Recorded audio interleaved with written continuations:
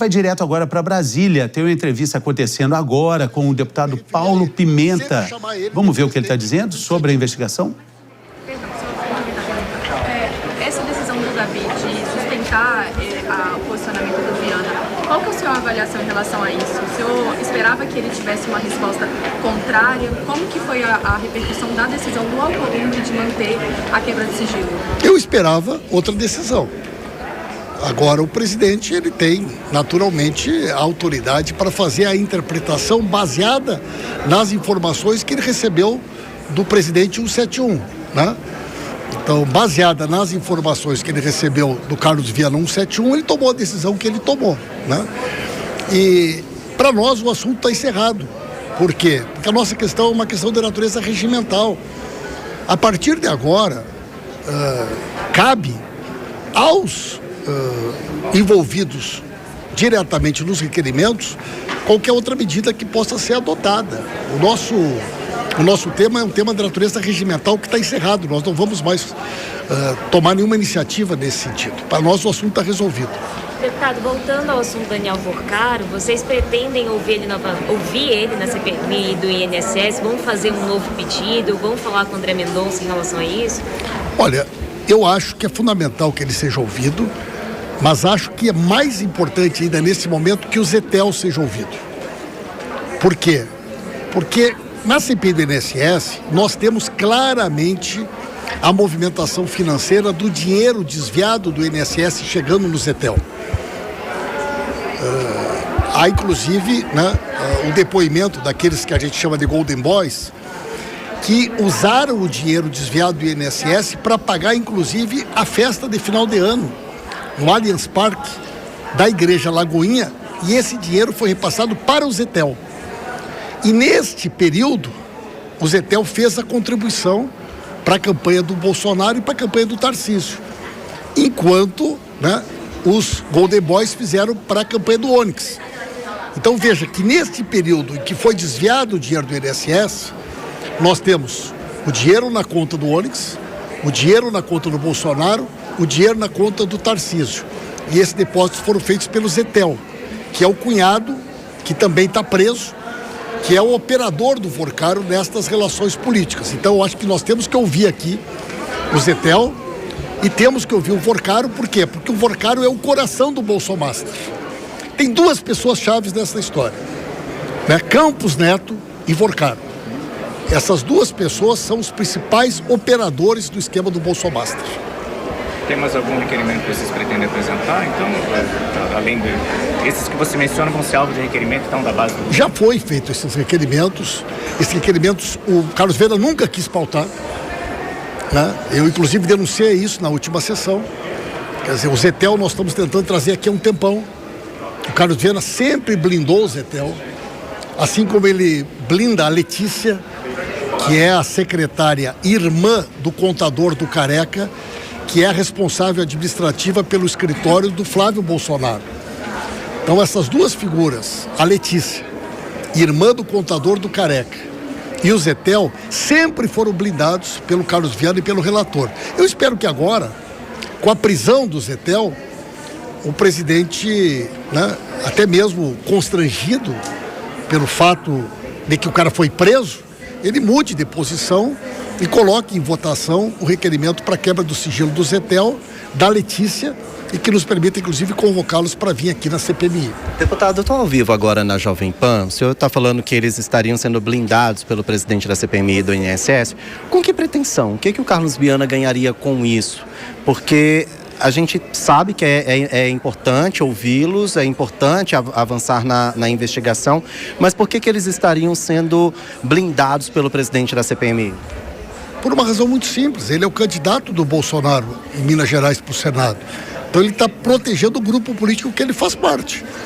À medida que ele protege o Flávio Bolsonaro e impede que a investigação possa chegar no Flávio Bolsonaro, na medida que ele protege o Zetel, que foi a pessoa que fez a maior contribuição para a campanha do Bolsonaro e do Flávio, ele está prestando serviço para o grupo político que ele faz parte. Não é por outra razão que o nome dele apareceu no caderninho do Flávio Bolsonaro como candidato ao Senado prioritário de Minas Gerais. Então, o presidente da CPI age aqui não como magistrado, mas como um operador dos interesses eleitorais do Bolsonaro, do esquema do Bolsonaro, tanto na proteção do esquema da corrupção do INSS, como também do esquema da proteção do Bolsomaster. O presidente Carlos Viana perdeu completamente a isenção, perdeu completamente a autoridade. Eu já falei e vou repetir. Eu, inclusive, entendi agora um novo jeito de fazer conta, que é 171. Carlos Viana 171.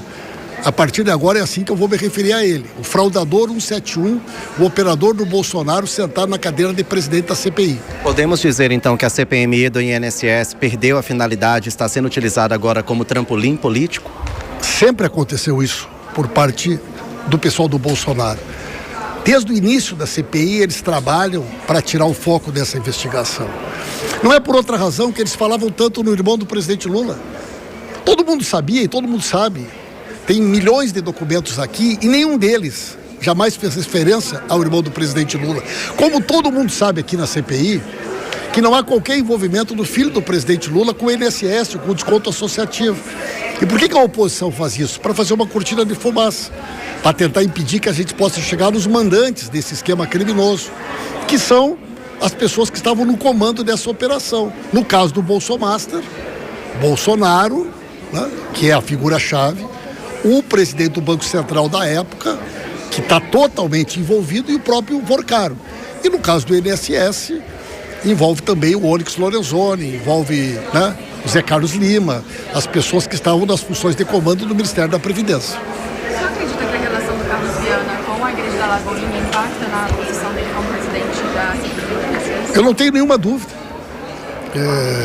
Existem já muitos documentos que demonstram que parte do dinheiro desviado do INSS, dos aposentados e aposentadas, foi lavado dentro da Igreja Lagoinha. Eu já citei aqui o exemplo. A festa de final de ano no Allianz Parque, de 24 para 25, foi paga pelo esquema da corrupção no INSS. Quem promoveu a festa foi a Igreja Lagoinha. Então, aquela festa milionária, vocês podem ver na imprensa, inclusive, né, que foi uma festa milionária, ela foi paga com dinheiro roubado do INSS.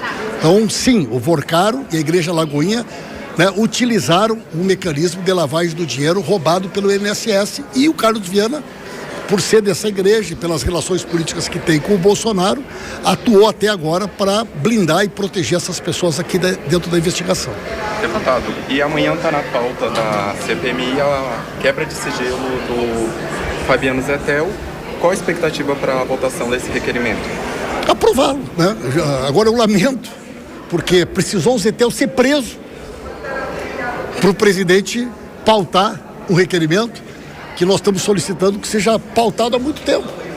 Então precisou ser preso o Zettel para que fosse desmascarada a blindagem do presidente Carlos Viana. Então agora não tem como ele negar, né? Não é que ele vai negar botar um requerimento do camarada que está na cadeia. Então eu acho que isso aí serviu também para tirar um pouco essa máscara e mostrar o papel do presidente 171 na condução da comissão. Obrigada. Voltamos aqui em São Paulo, vimos aí a entrevista do deputado Paulo Pimentel. Break da rádio, a gente faz um break da rádio rápido aqui. E continuamos. Eu queria ouvir a Jess, porque a Jess se revirou na poltrona com muita indignação sobre tudo que o Paulo Pimenta falou, Jess. Mas ele fez acusações muito, muito contundentes com relação ao envolvimento da Igreja da Lagoinha com o Zettel, que é pastor da Igreja da Lagoinha, uma festa que teria acontecido no fim de ano, 24 para 25, enfim. Queria ouvir sua opinião. Então, aqui eu diria que não é nem opinião, é mais do fato, porque são acusações muito graves sem a devida comprovação conjunta a essas acusações. E nós precisamos lembrar que estamos falando de uma figura que é deputado federal pelo PT do Rio Grande do Sul e que a resposta dele no começo da coletiva, mas por que não então aceitar a convocação do filho do presidente para esclarecer? A resposta é: esses outros casos, essas acusações, sem nunca endereçar as acusações que também existem em relação a pessoas que são próximas a ele e ao grupo político dele, Paulo Pimenta, o deputado dá um exemplo de Brasil. O que é um exemplo de Brasil? É pimenta nos olhos dos outros, é refresco. Mas quando é o meu grupo, aí não. Aí vamos ter cautela, vamos ter cuidado, aí não vamos chamar. Um exemplo disso é que a CPMI do INSS convocou o governador de Minas Gerais, Romeu Zema, em um requerimento do Partido dos Trabalhadores na figura do Correia, que é deputado por Minas Gerais. Esse requerimento foi aprovado e mais. Romeu Zema enviou uma carta dizendo que realmente é muito importante prestar esses esclarecimentos. Gostaríamos da mesma postura. Agora, diversas acusações aqui feitas, ele diz como, todo mundo sabe. Aparentemente, o deputado Paulo Pimenta tem mais recursos aí investigatórios do que a própria Polícia Federal, porque as confirmações que ele dá em relação a isso simplesmente não são verificáveis e ele trata como se fossem fatos. Isso é extremamente problemático. Até faz uma confusão na lista ao Senado de Flávio Bolsonaro, diz que Carlos Viana tem esse interesse, atribui um interesse ao presidente Carlos Viana ali da CPMI, quando, na verdade, tinham 4 nomes e o do Carlos Viana não está nem como entre preferido. Então, eu acho que é uma situação toda muito complicada e, particularmente, na minha visão, é até uma irresponsabilidade tratar dessa forma como fatos, coisas que ainda estão como investigação e algumas delas extremamente improváveis, outras até mesmo inverdades. Eu queria ouvir o Henrique também, porque uma das falas do deputado Paulo Pimenta é sobre a doação de campanha que o agora preso Zé Tel, pastor da Igreja Lagoinha, fez a campanha de Jair Bolsonaro e também Tarcísio de Freitas aqui no governo de São Paulo. Doou valores milionários para essas campanhas. E é curioso que normalmente essas doações, essas nuances do caso do Banco Master, até da CPI do INSS, tudo que está envolvendo isso, normalmente apontam para financiamento de candidaturas, veja só, da direita. Então a gente tem o Tarcísio de Freitas, que recebeu uma boa grana aqui para financiar sua campanha vindo dessa tal igreja da Lagoinha, e a gente teve a campanha do próprio Bolsonaro. O que o Paulo Pimenta disse aqui e trouxe não está errado. De fato, a gente tem sim, dentro da CPMI, uma ideia eleitoreira que vem tentando blindar, de certa forma, figurões da direita porque tem interesses eleitorais no final do ano. Isso é um fato. Esse dinheiro que foi doado na campanha do passado, você acha que se Fabiano Zettel tivesse livre agora, não estaria também pensando em fazer o financiamento das campanhas que a direita vai lançar para agora? Há um interesse claríssimo a respeito desses financiamentos e isso a gente não pode deixar passar não, porque essa igreja da Lagoinha faz um bom tempo já que vem se demonstrando muito mais uma igreja que te afasta de Deus, que te afasta dessas coisas e que não tem nada a ver com o que de fato se propõe a fazer, que deveria ser a função de uma igreja que, de igreja não tem nada. A gente tem a oportunidade de ter um professor de direito aqui. Eu queria saber, doutor, as pessoas podem falar o que quiser, ele coloca no ventilador uma série de informações. Estou falando do deputado Paulo Pimenta, do PT. É dessa forma? Falar pode, você não pode impedir que fale, mas depois tem que responsabilizar quem fala e pelo que fala. Existe a responsabilidade posterior. Você impedir que se fale, vira até censura, e é o que não pode acontecer no nosso sistema. Voltando agora para a rede de rádios, a gente está repercutindo a fala do deputado Paulo Pimenta sobre a CPMI, do INSS, fazendo acusações até também da relação do Careca, né?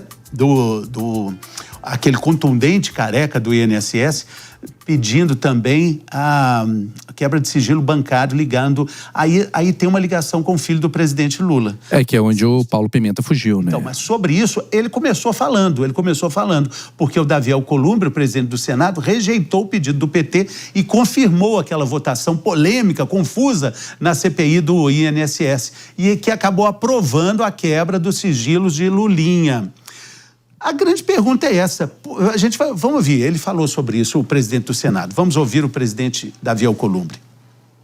Diante deste quadro e considerando o parecer da Advocacia do Senado Federal, cujos argumentos se alinham à presente decisão, esta presidência conclui que a suposta violação das normas regimentais e constitucionais pelo presidente da CPMI do INSS não se mostra evidente e inequívoca, razão pela qual, em respeito aos precedentes todos da casa, não se faz faz necessário, no presente momento, uma intervenção da presidência da mesa do Congresso Nacional no procedimento adotado na reunião de 26 de fevereiro de 2026. Essa é a decisão.